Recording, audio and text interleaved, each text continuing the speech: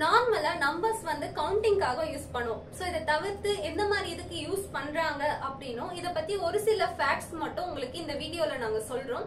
So அதனால skip பண்ணாம பாருங்க. சோ நார்மலா ஒரு நம்பர்ஸ் வந்து கவுண்ட்ஸ்க்கு யூஸ் பண்ணுவோம். சோ இது எப்படி வேற இதுல யூஸ் பண்ணுவோம் அப்படின்னு கேட்டீங்கன்னா டெக்ஸ்ட்ல யூஸ் பண்ணுவாங்க. சோ இது பேர் வந்து நம்பர் கோடுன்னு சொல்லுவாங்க.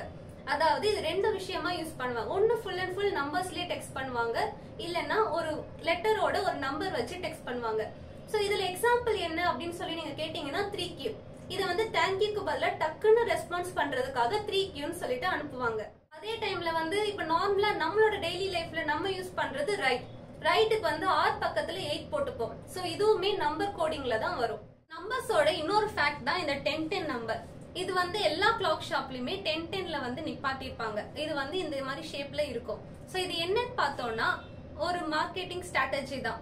அவங்களோட பிராண்ட் நேமும் சரி, அவங்க அந்த பர்டிகுலர் கிளாக்லயோ இல்ல வாட்ச்லயோ கொடுத்திருக்க ஃபீச்சர்ஸ் வந்து தெளிவா தெரியணும் அப்படிங்கிறதுக்காக தான் இதை யூஸ் பண்றாங்க. இது யூஸ் பண்ற மூலமா கஸ்டமர்ஸ்க்கு அவங்க என்னென்ன வந்து காமிக்கணும்னு நினைக்கிறாங்களோ அது மறையாம அந்த இடத்துல காமிக்கும். சோ அதுக்காக தான் இதை யூஸ் பண்றாங்க. சோ இதை தவிர்த்து இன்னொன்னு வந்து பார்த்தோம்னா 1111. இதை பத்தி உங்களுக்கு தெரிஞ்சிருந்துச்சுன்னா நீங்க அதை கமெண்ட்ல சொல்லுங்க. சோ இந்த மாதிரி உங்களுக்கு அப்டேட்ஸ் தெரிஞ்சுக்கணும்னா எங்க சேனலை ஃபாலோ பண்ணுங்க, சப்ஸ்கிரைப் பண்ணுங்க. சோ நான் மறக்காம கமெண்ட் பண்ணிடுங்க. தேங்க்யூ.